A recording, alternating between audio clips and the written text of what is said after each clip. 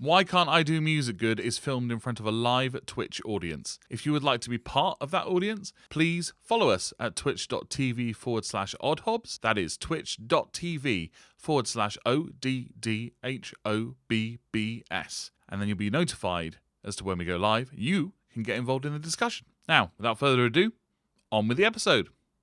1, 2, 3, 4.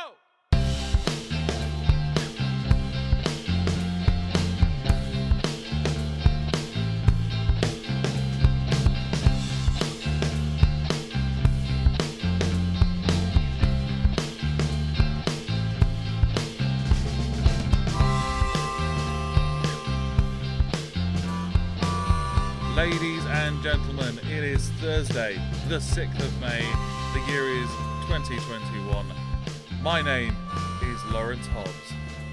My name is Theo Dehaney. And this is Why Can't I Do Music Good? A show where we talk about music, making music, why we're rubbish at making music, and what we're trying to do about it. Hello again, Theo. Hello, Lawrence. How are you doing again?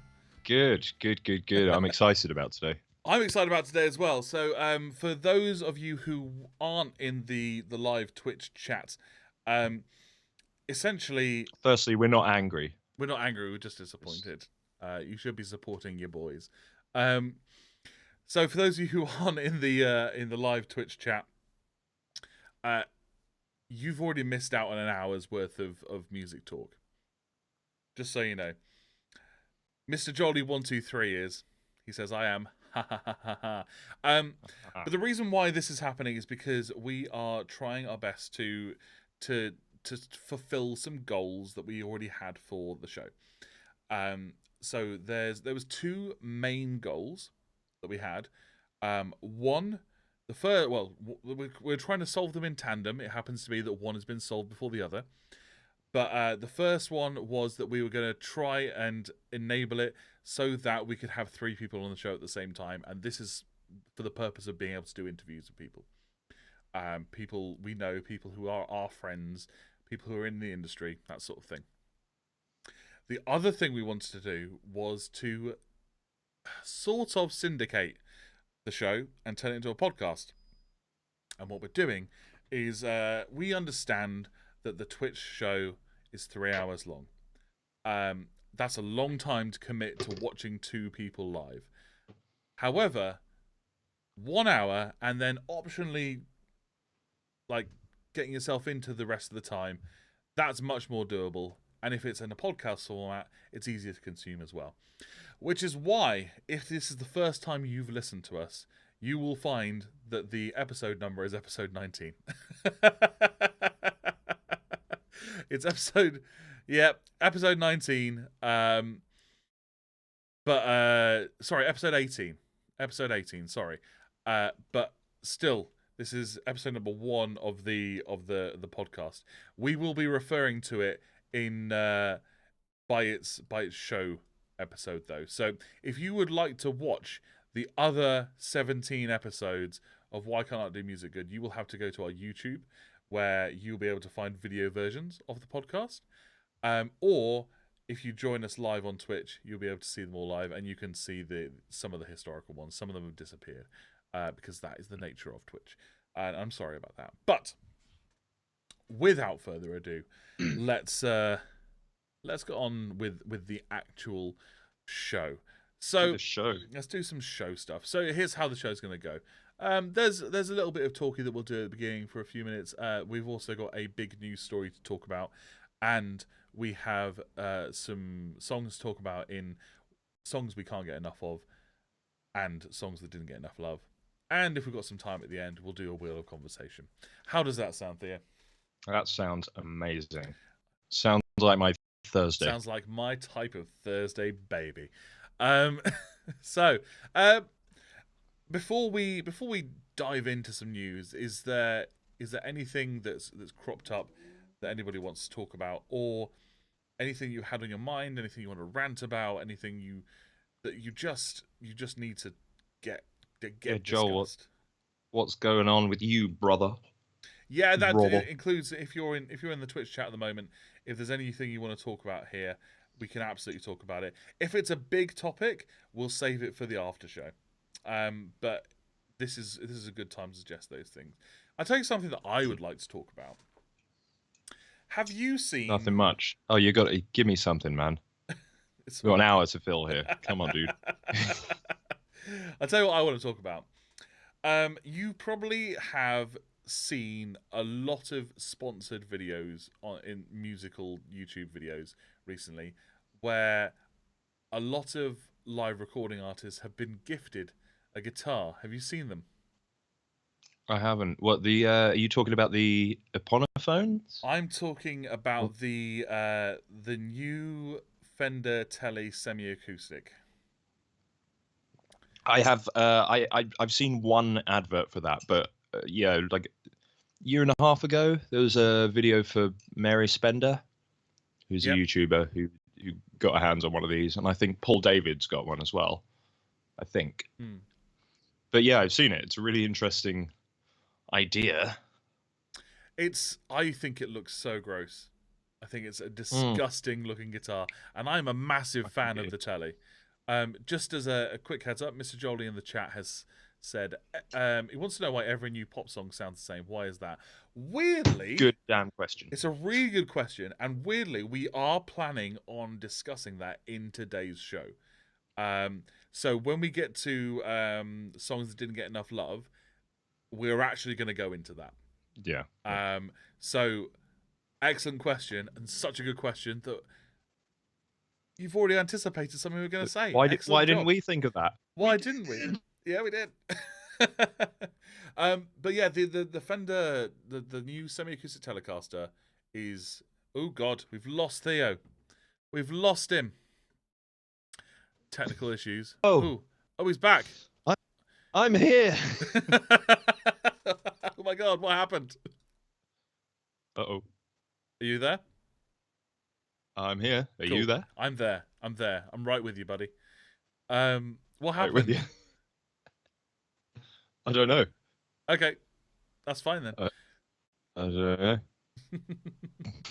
Okay, well, you tell the Fender Telecaster shape, new Fender semi-acoustic Telecaster, I think is absolutely gross. Essentially, for those of you who haven't seen it, it's literally, if you can imagine the shape of a Telecaster, yep, and the width of a Telecaster as well, how deep that an electric guitar is, not very deep at all, and they've taken off all the pickups. And they've taken off the scratch plate, so it's just wood sheen, and then just a hole stuck in the middle. And it just, I don't understand why it needed to happen. And like I've said, I'm a big fan of the shape of the Telecaster. I think it's a very functional shaped guitar, and to be honest, I've realised how much I like the look of the scratch plate more than anything. Like, the scratch plate is a very, very iconic shape, and without that, it looks a bit weird. So I don't know how you feel about it, Theo. Well, I mean, yeah, it is. They're ugly. They look like. I think the thing is for me with the way that they look. Firstly, like there's a lot of their color schemes. Their color options seem to be a lot of pastels, which aren't necessarily my cup of tea anyway. But for the general Telecaster, I think the biggest or for the semi-acoustic? Oh, this semi-acoustic. Sorry. Okay, cool. Like a Telecaster, I used to not like them. I used to think they were ugly. I remember we had a conversation about this because you got really upset because of your Telecaster. Did I get upset? Huh? Did I get upset? Well, no, not like genuinely upset, but you're like, shut up, man. It's like, this is a gorgeous guitar. Like, fuck you. But yeah, so like I've sort of come around to them. I guess I hadn't seen a lot of Telecasters before. But some of them look absolutely amazing, but yeah, some of them look awful. You're talking about the Acoustasonic, right? Yeah, the Acoustasonic is the thing I'm discussing, yeah. Yeah, cool. So yeah, like pastel. What the thing is, what it looks to me, they've taken an acoustic guitar body, they've smushed it down like that. They've like Play-Dohed around the edges, and it looks. It's the sound hole, man. It's something. I think the sound hole, Yep. the fact that it goes in like that, Yeah. the fact that it's not a hole, Yeah. it's. I don't like it. No, I think it's. I don't I think like it's it. gross. I think it's gross. And it's too small. It's so Yeah. small. Yeah. It's tiny. It doesn't. It's just off, man. Like, why don't you just draw a circle on there? A big circle that would have looked better. It does actually need the. It does actually need the. Probably have something to do with it, but yeah, I just it'll probably if have you some needed sort the of curves in contact there, you pickups can on there. hide them. Yeah. Yeah. Well, there's a cavity. I believe there's a cavity in there because the idea is that you can blend the acoustic and the electric tones. But Mr. Jolly in the Twitch chat says it's very minimalist, and a bit too minimalist. I think that they've relied too much. Like they could have said, Acoustasonic, we're going to do a new sort of guitar design. I don't think they needed to just take the guitar design that they already have. That's one of the most popular designs, but it's popular in the context of all the other stuff. So like the pickup, the bridge pickup for the neck pickup for a Telecaster is iconic. Combined with the scratch plate, combined with the shape, and I think that all those together look cool. But if you take away any of those things, it looks odd. So, you know what? I'm just looking at it. So, right, firstly, I'm looking at one on Gear for Music, and it's surf green, which is a bit. And it looks like, in these sort of fancy, like things like Centre Parks, where you effectively rent a nice house in an idyllic part of the country for a little bit. And they're set up to look like really nice snazzy wood. But effectively it's just plastic that looks really good, that is easy to wipe down. That's what this guitar looks like. It's made out of. It looks like it's supposed to look like it's made out of wood. It's one of those things where it's trying and too then hard they've just to tacked look on like it's made out of wood. Green shape on the front. Yeah. Like it's like when someone. Yeah, it looks like you wouldn't be able to scratch it. Like yes. Well, yeah. Well, that's my rant. That's my rant. It's. I just think it's a gross. Yeah, it's guitar. It is a shame because I think there's stuff that they could have done with it to make like. I don't like the edge around the color on the front plate. Like I feel like they should either have left it as it was, or made the guitar that color. I don't know, dude. It's a shame. Because like it seems like it would be something that is really, really, really useful if you got the hang of like balancing tones and whatnot and got used to the feel of it. But I think there's like really useful product, like put a bit more thought into like how you present it. And I'd be kind of over the moon about it. Well, I'll tell you what, let's, in the interest of time, let's move on to our news story for today. Yes. So, we have talked about this news story before in a sort of smaller capacity, but it's this news story is getting bigger. Essentially, Spotify. I'm trying to find the article now. So Spotify, earlier on this year, filed a patent for some technology, which would constantly be listening to you all the time with the idea. It was basically, so you know how Echo monitors your speech for a trigger word.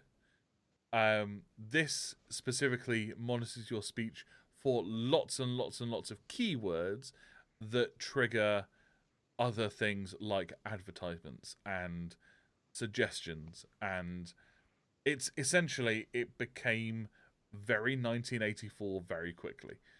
Really scary, that.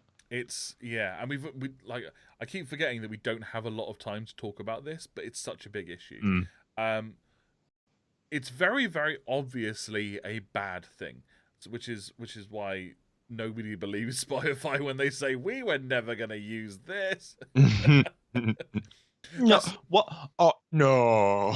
Like it's not exactly Us. It's not like Big Brother with the AI. Jolly says yes, absolutely. Like it's the equivalent of it's the like it's not.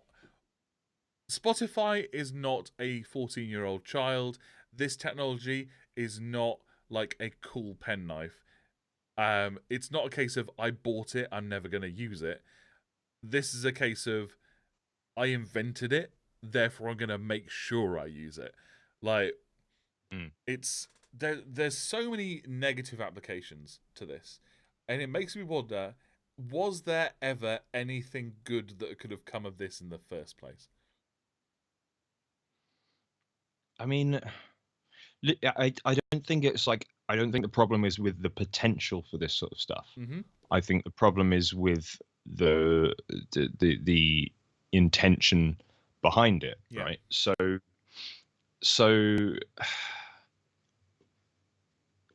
I think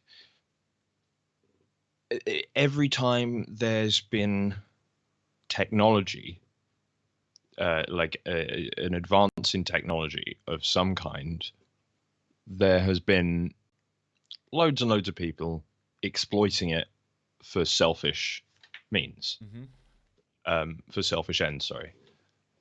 And so nuclear power, right?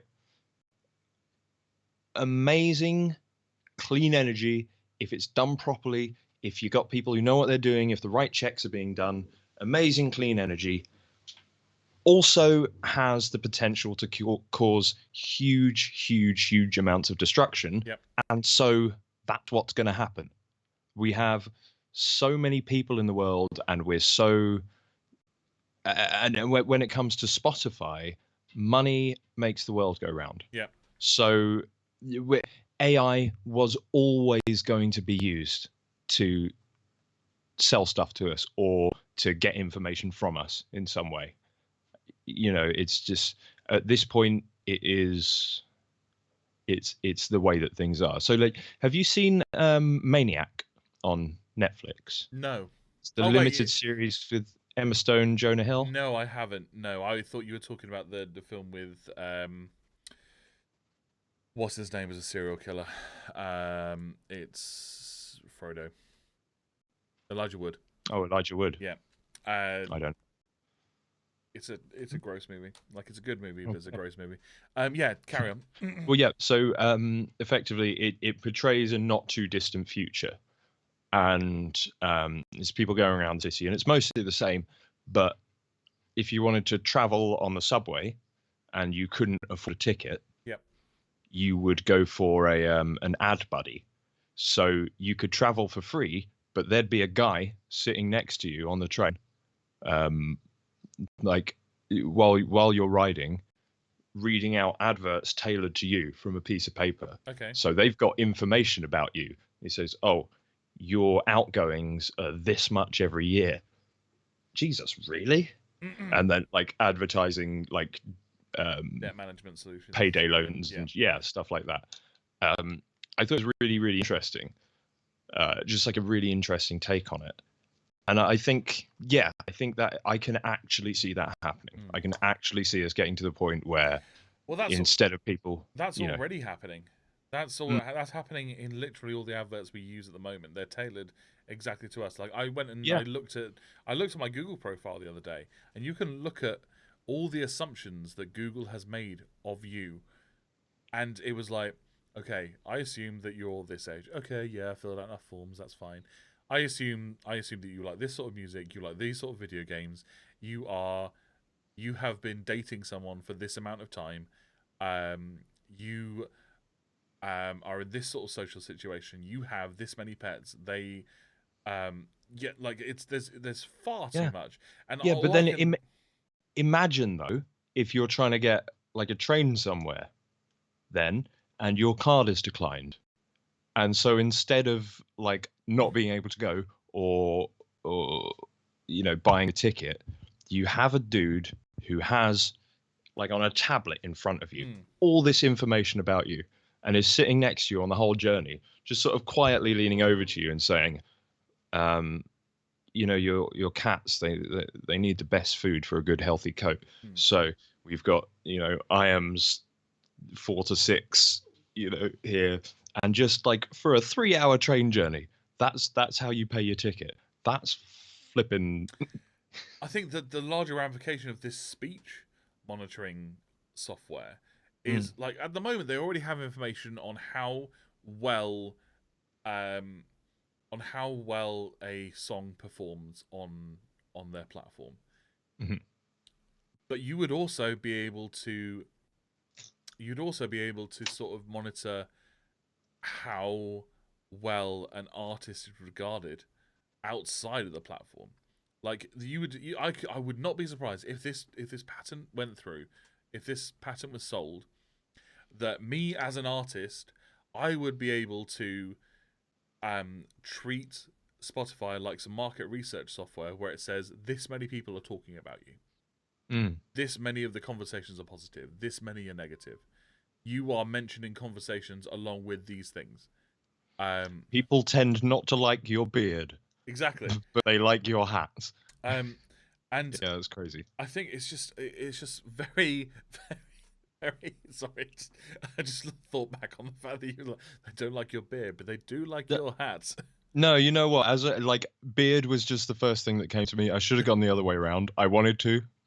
As soon as I'd said people don't like your beard, I was like, hey, I should have said hat. They are both as easy to deal with. If someone doesn't like my beard, they're both as easy to deal with. Just do that. If you don't like his hat, just do that. I was thinking of walking backwards for the rest of my life and never letting anyone see my face. Just wear a bag over my head, because that way it would also cover the hat. And if they like the hat, I could put the hat on top of the bag. Put the hat on top. Yeah. So apart from harvesting data, Brave Face in the chat has just said, "Do not get rid of your beard." I agree. Burn the hat. Oh God. You should burn it. You should burn the hat. There's also claims it's going to exacerbate inequality in the music industry. This technology. I might need it. Well, this is what I was going to ask you, because I'm not sure, because unless it's just another way of being able to influence what gets played to you. Well, I mean, I'm thinking as I don't know, maybe like immediately what I'm thinking is if Spotify picks up more people saying good things while they're listening to a Justin Bieber playlist, for example, then that would give him even more of an edge over somebody about whom Spotify hasn't picked up any conversation. So like there aren't likely to be two people in a room right now listening to your track on Spotify and talking about you. Saying, "Oh, this guy's really good. Have you seen his stream?" Whereas, it's far more likely that two or more people are in a room listening to Justin Bieber, and one of them goes, "Oh, this song's really good," and then the other one goes, "Nah, I don't like it as much as his old album," and so Spotify knows, your new album is performing a little less well, but people are talking about you positively. This means that I should promote this.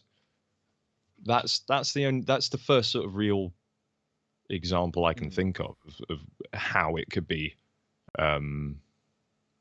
promoting inequality. Or it would identify the user that's speaking negative comments and play the music or play related music to Justin Bieber or promote related music to Justin Bieber more. But so the artist that person likes, that has a Venn diagram crossover in style or in connection with Justin Bieber, plays those stuff more, or suggests that stuff more, in order to wean them onto it. yeah. And I get that what we're talking about right now is absolute tinfoil hat stuff.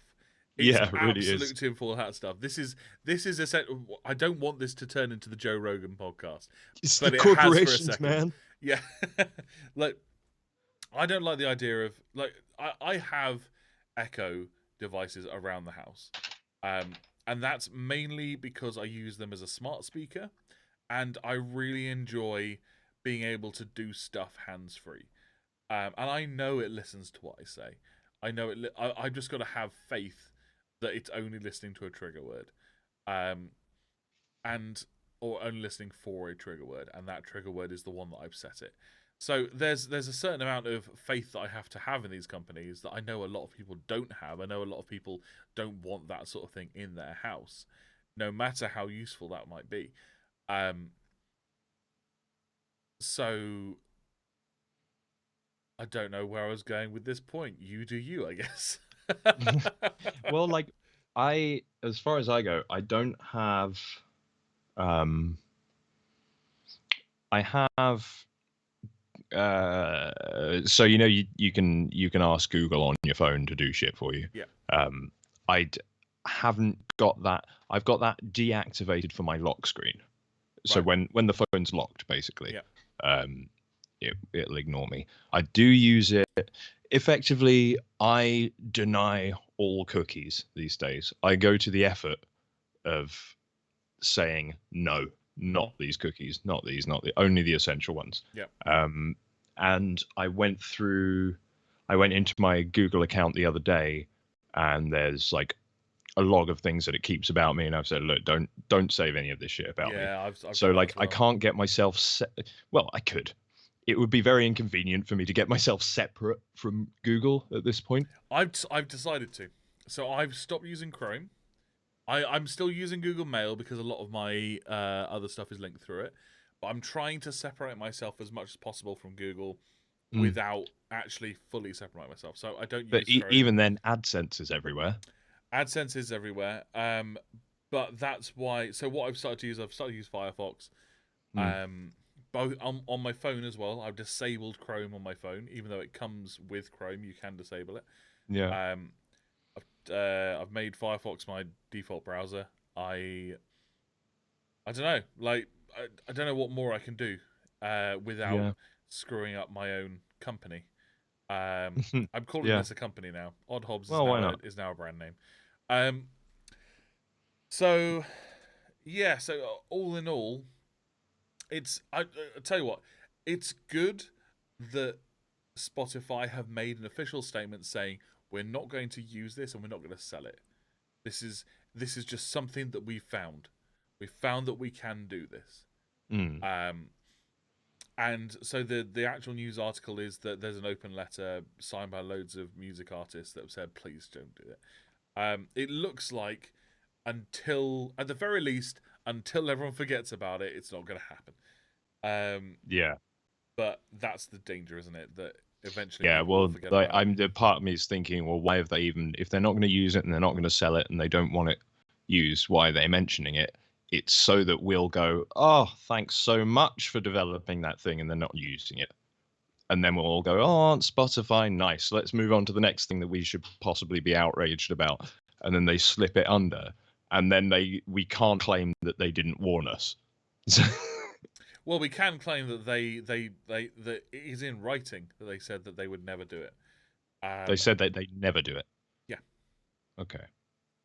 So at the very least, we can boycott the product. How easy that would be, because boycotting doesn't really do anything nowadays.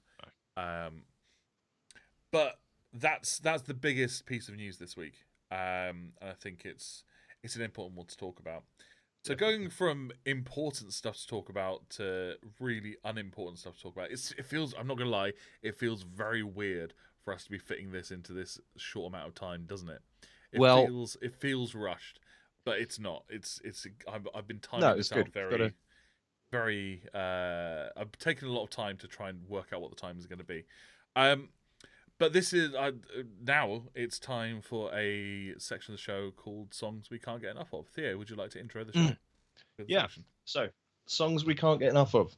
Every week, Lawrence and I are keeping our ears open all week for music that catches us in some way. And it might be that we love the music or the rhythm or the lyrics. It might be that it just really made us laugh, but it's just something that we've had in our heads all week. And so we bring it to the show. We talk about it. We talk about why we love it. And every week, these songs are put onto a playlist, which you can find on Spotify. It's called Why Can't I Do Music Good? Songs We Can't Get Enough of. This week's are already posted. Yep. And Lawrence did a bit of shuffling about last week. So the ones that we're talking about today are right at the top of the playlist. Yep. So you can listen in reverse order. Yeah, and once this show gets approved for Spotify distribution for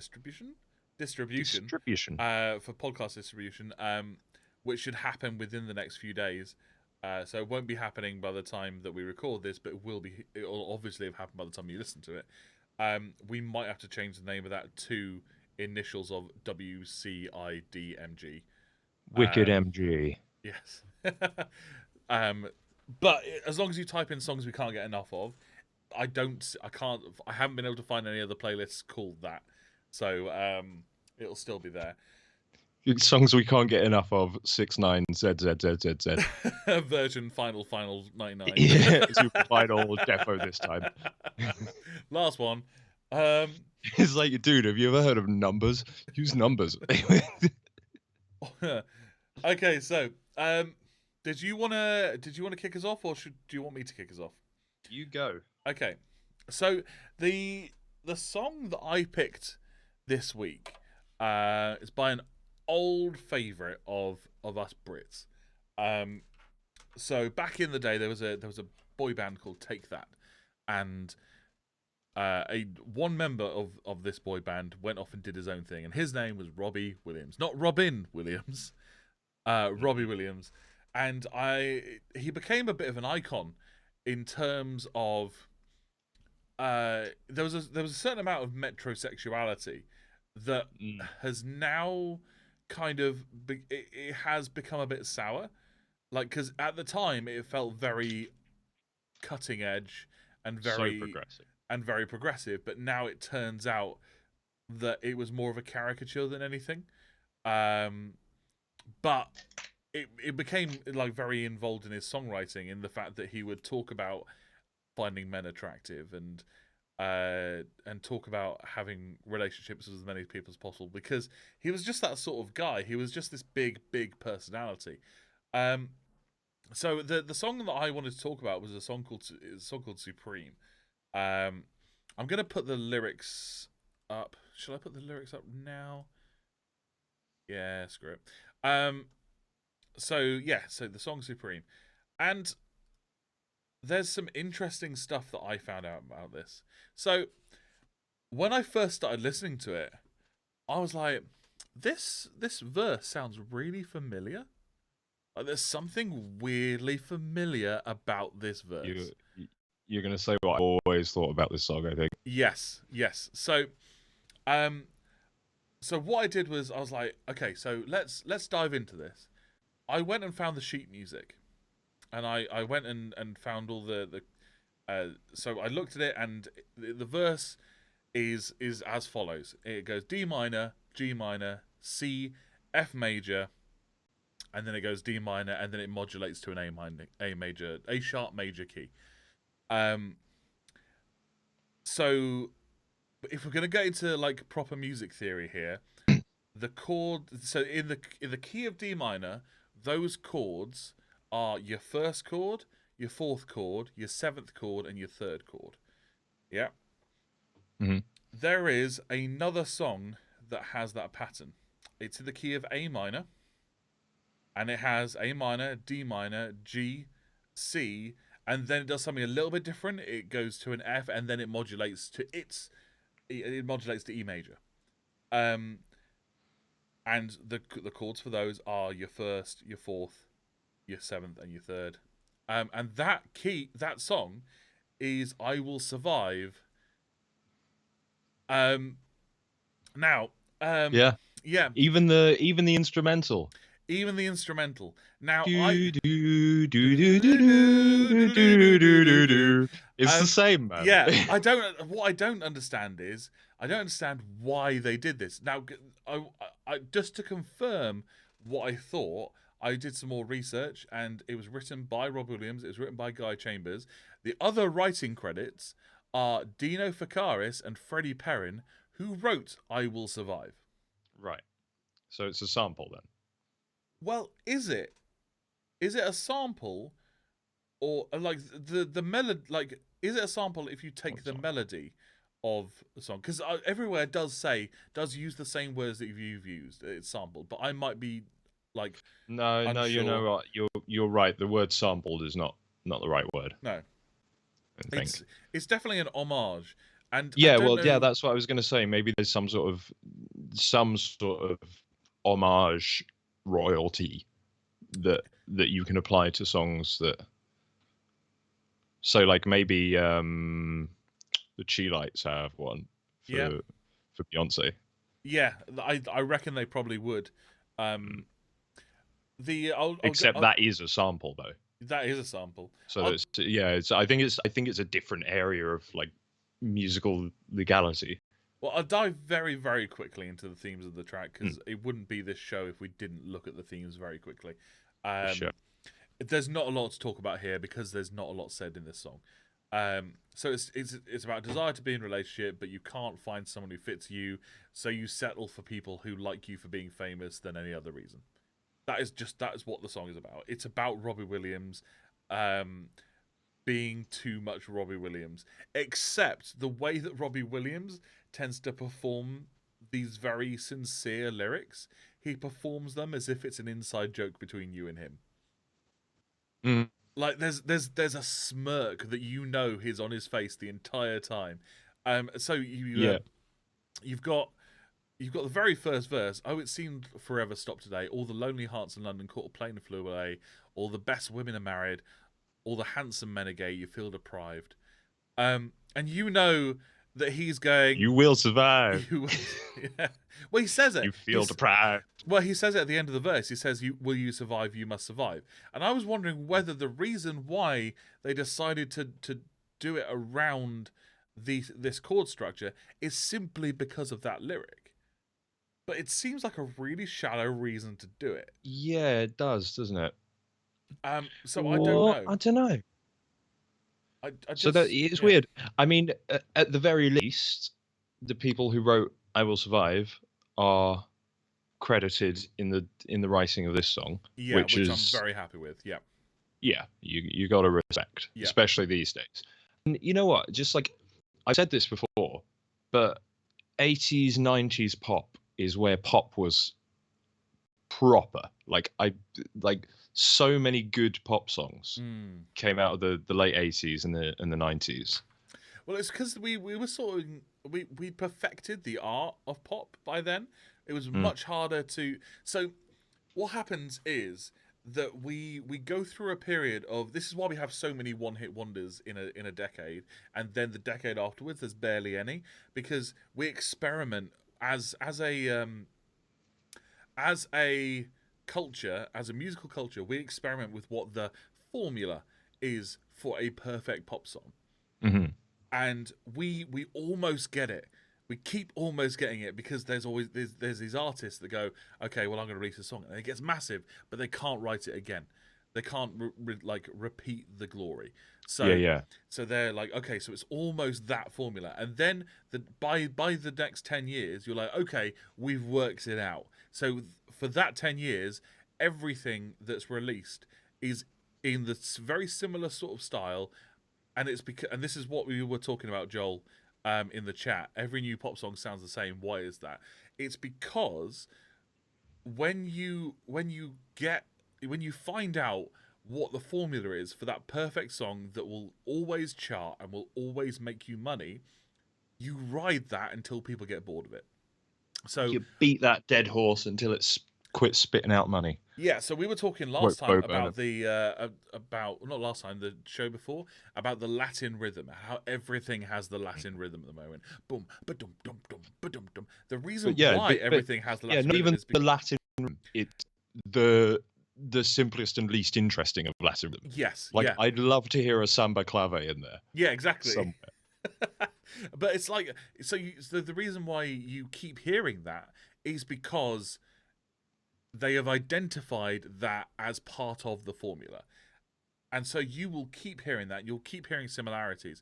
So when you hear every pop song sounding the same, one, good job for identifying that there are similarities there, because there are some people out there that can't identify the similarities. They just know that they like this song and they like this song. It gives them the same dopamine hit. What I would do is, and next time you hear a song that sounds the same as other songs that have been released this decade, it's an interesting and actually a really valuable process to identify exactly what it is that has made it sound the same. And you can get ahead of the curve. Well, you know what though, even before the reggaeton, even before that, the whole that has been a thing for a little while. Yep. You know, there are a million songs that do that. And it's like the use of delay in the 80s. Like there was this huge thing where there was these big, very, very simple but very obvious delay usage, and that was identified as a thing. Not so much in pop music; it was used a lot more in sort of pop rock. But you're talking more like In the Air Tonight sort of thing. Yes, In the Air Tonight, and U2 used it a lot in their guitars. But it was like the 80s and 90s that sort of came around, and that was sort of a thing for a while. But then we, as listeners, get bored of it, and then when you see the sales start to drop, that's when you start to try and identify the next hit. Which is why then, for a decade, we're going to have a load of one-hit wonders. Which is why, over the last 10 years, you have a lot of bands that have gotten. Jason Janik has chimed in the chat. He says gated verbs in the 80s, overtuned vocals in the 2000s. Absolutely, yes. Yeah. Yes. So that's why 2010, the 2010s, kind of, we didn't get a lot of artists that have bled over into the 2020s. Now, admittedly, we are right at the beginning of that. But I think that the 2020s is going to be the year or the decade when we start to see those trends be really, really utilized. Yeah.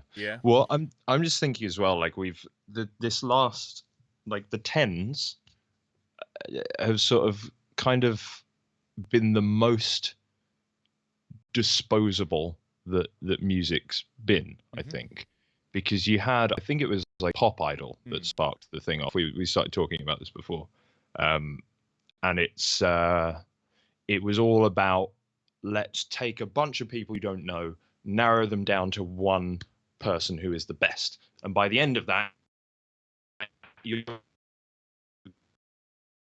Sorry, you'll have to repeat that, Theo. We lost you for a second. Okay. So talking about like Pop Idol, which was like, was that the early noughties or like the mids? Yeah, early noughties. Yeah. So they narrowed down a bunch of nameless singers down to one, and that was great. But because it made money, because it worked, because people tuned in, that's how we got all these shows like The Voice and X Factor and Britain Got Talent. It's become so much more about, let's get everyone watching a show for a couple of months. At the end of it, all we'll have to pay out is one like record deal. Yep. And we've already made these that other money. people might get popular off the back of it, and that's great if we can get a record deal out of them too. If they're popular enough, that's a bonus. Every week people will phone in, they'll vote, they'll give us their money, and now it's almost sort of expected that somebody will come on and then won't win and will be completely forgotten, Mm. or will win and will release one mediocre album, one shitty album, and then we'll never hear from them again. Yeah. Joel also says, Mr. Jolie in the chat says, and there are hardly any guitar riffs nowadays. Guitar riffs are Yeah, coming man, back. that requires a knowledge of guitar. Yeah, guitars are coming back. They're not as heavily lent on as they were, and if they are, it tends to be like nylon stringed, like classical guitar, flamenco, Spanish guitar samples. Yeah, yeah. But yeah, that's talking about Supreme by Robbie Williams. I think is a really good example of when that goes right, because it is a good song, and it does well at what Robbie Williams does, which is entertaining you. The thing, I like the production as well. Like, I like the drum, I like the tambourine pretty much constantly going in the background. The There's a hats sneaky are nice church organ in there as well. Sneaky big old pipe organ. It's in the second verse, and it just plays in the relative minor underneath everything. It's really nice. That's cool. But yeah, it's just like, and the strings as well. And this is what I was saying. Like, it seems like there was a lot more effort put into the music song, you know, because like you hear in 80s and 90s pop certainly more than you do now. I don't think I've heard a key change outside of Beyonce's whatever that song's called, but Love on Top. Yeah. But it's like there are so many. If you take Maneater by Hall Notes. Yep. Is it Hall Notes? Yeah. Like that, the intro is in a different key to the verse. So like you have the intro and you hear it a certain way and you do doom doom doom doom doom doom doom doom do like it goes into a major, and it's interesting, and that happens a fair amount. You know, I think there's even like a slight modulation on Murder on the Dance Floor. Yeah. And it just doesn't. It's just like it's a bit more complicated to do that, and not enough people will notice that you'll make any more money off of it for putting the extra effort in. Yeah, I think that what happened was this is because of dubstep, and it's because the key change, the key modulation. They realized it was easier to do a drop than to do a key modulation to do that final chorus. No. That's my theory. I don't have anything to back that up. Well, we've talked a very long time about Robbie Williams. Do you want to talk about your track? Yeah. Okay, so this is a song called "It's All Part of the Plan." It's by the Punch Brothers, who I hadn't heard of. This song's been in a playlist for a little while, and I love it. And it's a real shame that we can't play other people's music on this channel, because the best thing, like, I can't tell you that it's good. Like, you got to hear it. Yeah. So it's in 5/time, and it's just the rhythm of the guitar with the vocals is just so nice. You know what? I just want to find a sample just to sing a little. 1, 2, 3, 4. 'Cause I'm in charge now and he is, and that it is not. I'm in charge now and he is, and that it isn't anybody's business but mine. Everybody's business is mine. And I've been doing just as I please since I found my skeleton key. God, I love my skeleton key. You'll never guess who sold it to me, how much I bought it for. But believe me, buddy, I got a hell of a deal. It's weird, man. And I love it. I tell you what, I'm always so impressed when an artist writes lyrics in something other than 4/4 or 3/4, or 6/8. Just because I can't do it. Just so like I know it's about understanding how to break up the timing. I know it's about understanding emphasis, because to do it in 3/4, it's about hitting on that first and that third, or just the first, and then 6/8 is first, and then the fourth. You know what though? It's about, I think, learning to do it is about learning to break up the rhythm. Yeah. You know, break it up into, so for 5 you might have a 1 2 3 1 2 1 2 3 1 2, but eventually it doesn't.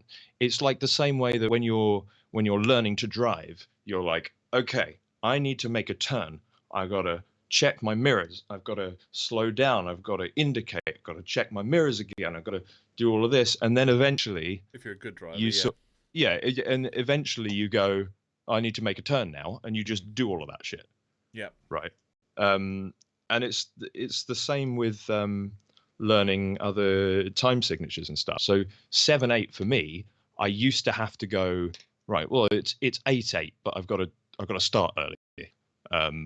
And now I just, like, when I hear a song that's in 7, I know it's in 7, and if I need to count in 7, I can count in 7. It's effectively as easy as counting in 3. Yeah, for me, I'd probably combine the base things that I know with the 4/4 and the 3/4, and I'd just be like 1 2 3 4 1 2 3 1 2 Yeah, 3 4 exactly. 1 But 2 3. and you can do that, and that it absolutely works. But what I mean is, there's a point where you've got that in your head, and that helps you learn it. But after a little while, the same way that you get used to the feel of 3/4 or the feel of 4/4, to the point where it's just, that's in 3/4, that's in 4/4. Oh yeah, It's the same with 7/8. The more you expose yourself to it, so it's turning it from active memory into muscle memory, essentially. yeah, it's just Which making you it said. not weird. It's just making it more normal to what the repertoire that you've got in your head. You're just expanding your vocabulary, basically, which I think is really cool. It's very cool, and it's a really interesting song as well. Yet another collaborator with Wolfpack that we seem to keep finding. Yeah, Like Wolfpack's around, man. Wolfpack's a bit of a slut. you can't say that about I'm Wolfpack. sorry.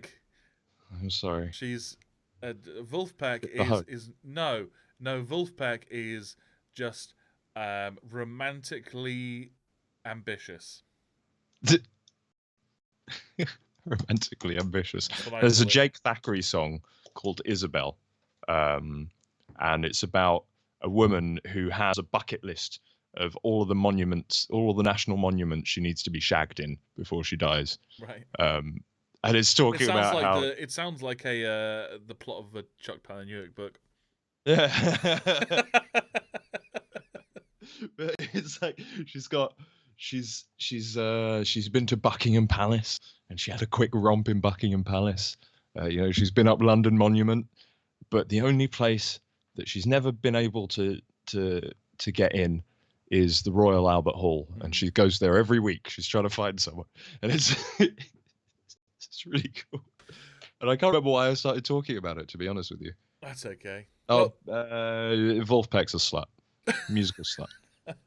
Well, just sleeping about. Let's move on to stuff in a similar vein, shall we? So the second half of this discussion about songs is where we talk about a song that didn't get enough love. We identify a song that could be improved greatly, and so when I look at when I try and pick a song for this particular section, there's various different starting places that I have.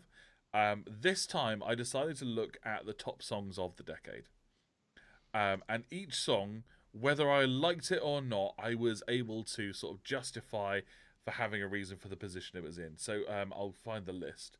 It started off. So the number one song of the decade is Uptown Funk. Absolutely deserves to be there. Is a fun song. Everyone at least likes it, unless you've heard it way too much. But I think it's been a little while since I've heard it, so you could go back to liking it again. And was played loads, so clearly it's there. Number 2 was Party Rock Anthem, which, while not being a great song, was played a hell of a lot in every single club uni I days. Yeah, in our uni days, absolutely. Shape of You by Ed Sheeran. Of course, there was going to be an Ed Sheeran song in the top 3. Yeah. Number 4 is Closer by the Chainsmokers, which is a fine song. Like, it's okay. Like, it's not my favorite. Well, actually, it is one of my favorite songs to sing. Which one's that? So, baby, pull me closer in the backseat of your Rover for the good kind of food. It's the one. Does it have the solo that is just ba, ba, ba, ba, ba, ba, ba, Yes. ba.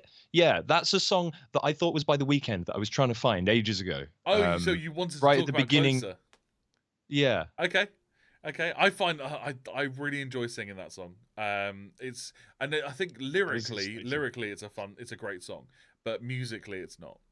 And then number five is Girls Like You by Maroon 5, and I was thrown off by that because I thought to myself, I haven't heard this song very much outside of listicles that people make of awful songs. Like I don't Just lists of testicles. big one, small It's one, just some what as I big as your heard. head. so I was a bit thrown off. Like what is it doing on this list at all, let alone at number 5? Just to give you a bit of context, that means that it had more radio play than We Found Love by Rihanna, than Old Town Road by Lil Nas X, by somebody I used to know by Gotcha, which was the number 8 top played song in the Billboard charts. It was higher in the list than Sunflower by Post Malone. It was higher in the list than Call Me Maybe. Really? Yeah, and it was higher in the list than what I thought would have been in this position if we had picked a Maroon 5 song that would have had this position, which would be Moves Like Jagger. I thought that would have been this song. If that was in number 5, I would understand it. We wouldn't be talking about it. But it's Girls Like You. So now, so let's take a look at the track. Let's discuss what they should have done, or let's look at it. Let's talk about it. well, you know what? I tried to find out where it started to veer off, right? Yeah. Because I remember their first album. I think I had it. I wasn't in love with it, but the first album was a bop. It was a good album. It was all right. It was interesting. Like the lyrics were interesting, the singing was interesting, and the rhythms on the guitars. Well, like their first release, "Harder to Breathe," what a song! Yeah, and man, it's so catchy, and the guitar plays just as much of a front role as the vocals, and yes, and it does this sort of it's so good. It just does this sort of like post rock and roll. Like that. Like he's doing this the whole time. Just for the audio listeners, Theo is dancing like he's in Footloose, actually. It's pretty cool. West Side. Yeah, so like, some people would say that Maroon 5 is low-hanging fruit at this point, but I would disagree because they released that first album, which was good. So we know they can write. Yeah. Yeah, well, this is it. Like, so I listened to all of the first album, most of the second album, a bit of 3, 4, and 5. Mm-hmm. What I found was first album, good, fine, great, cool. Second album, again, fine. You know, if I just heard these two albums, I'd go, yeah, this is an all right band. I prefer their first album, but this is an all right band. Around the third album, the songwriting started to get a bit lazy, where they were just effectively the one verse is made up of maybe 3 lines where they just repeat some of the same words from every line. You know, but rhythmically, like the guitars were still interesting, the music was still interesting. They were still modulating. Yeah. And then so at that point, after the third album, the fourth album was just, that's when the music started to get lazy as well. Right. And by the time I started listening to the fifth album, I thought, right, this is where I would absolutely, definitely have stopped listening now. Yeah. Like, the big issue that I have with this track is that it's not actually about anything. No. And that's the thing as well. Like, they seem to have like a narrow sort of spectrum of topics that they write on. We already said that that Supreme by Robbie Williams wasn't really about anything, but at the Yeah. very least, it knows it's not trying to be about anything really important, and it's done with a tongue. The music is good. The music is good, whereas this isn't really about anything because it's trying to be about everything and nothing all at once. Like it's the equivalent of a film that tries to be a sci-fi and a comedy and a romance and a period drama all at the same time. So I had a look into how it actually achieves that from a technical level. So it does it by creating conflicts and then immediately resolving them. Right. So literally the first verse is, I wish I'd spent more time with you, but we had sex and now it's fine, so don't worry about it. So literally the first line of the first verse is, here's the conflict, here's what we could It's write just a like song short around. stories. Yeah, and then it immediately resolves it. This is an anthology. Well, yeah, it does. It basically does that. Then the chorus proposes all these like nothing statements, like girls like you run around with girls like me. Like, who is this girl? What is she like? Yeah, like what are you implying about her? Yeah, and then Girls like you. What about what do you mean girls like me? yeah, and that caught me for a really long time. And then I realised that the you in Girls Like You is meant to be the listener, and that's why there's no description of the girl in this. Because as soon as there's a description of the girl, the listener realises, oh, that's not me, and it rips them from their daydream of sleeping with Adam Levine, and then they turn off the song. Yeah, I guess, yeah.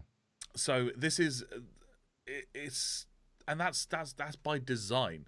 That is the design of the song. It's similar to like the Twilight effect, where you ensure the characters have only the bare minimum amount of personality so that the consumer can picture themselves or their ideal partner in the scenario, which strengthens their connection to the characters.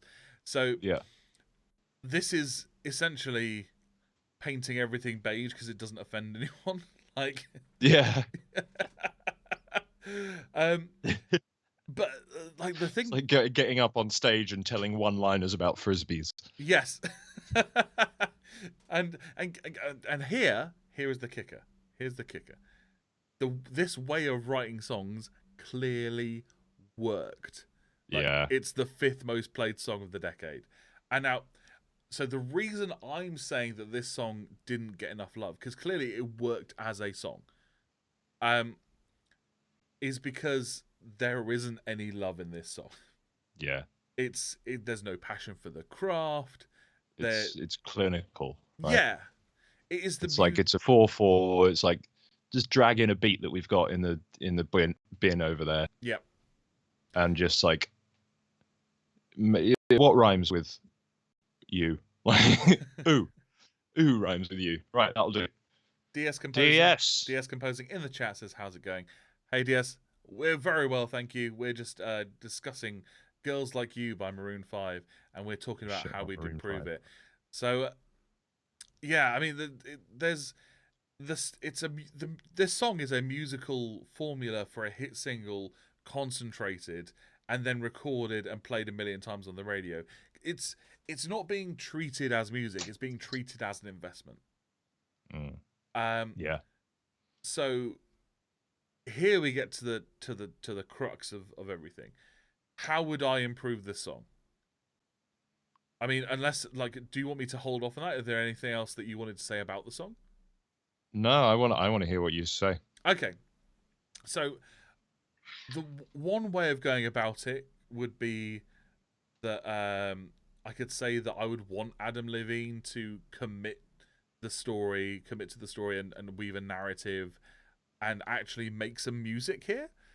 How about a personality for that girl in there? Well, here's the thing. I think we can also treat this as an investment, but make me feel less angry about it. So I think that problem, the idea about him not making it actually be music, is really surface level. If Maroon 5 don't want to be musicians anymore, then fine.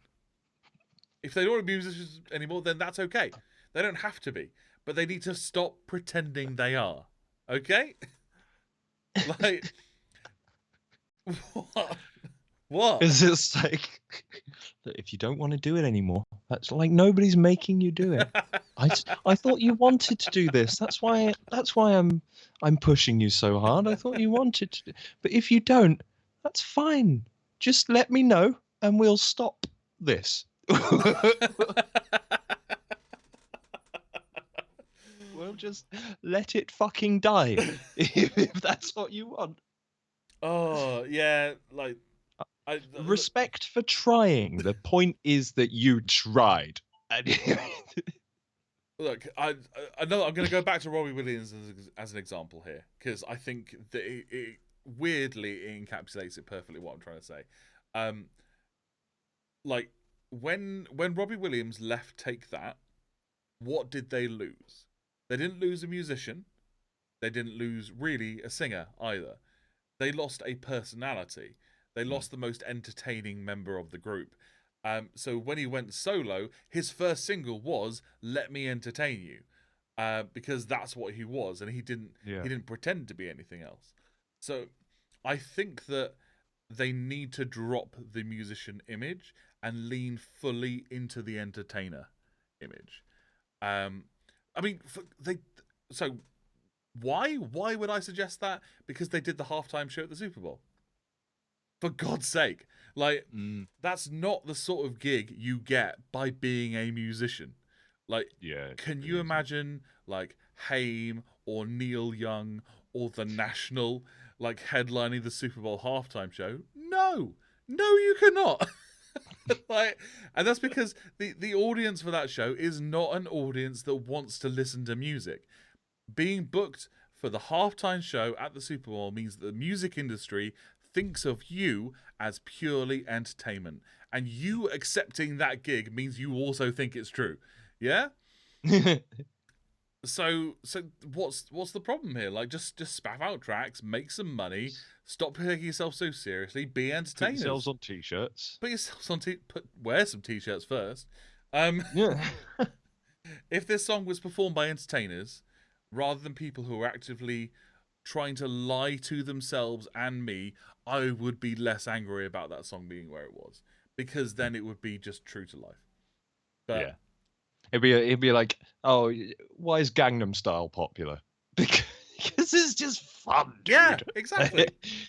And this could be a fun song if it was performed with the tongue-in-cheek nature that Robbie Williams performs when he says,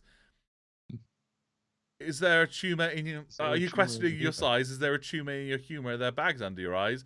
Do you leave dents where you sit?" Like, yeah, you get a bit.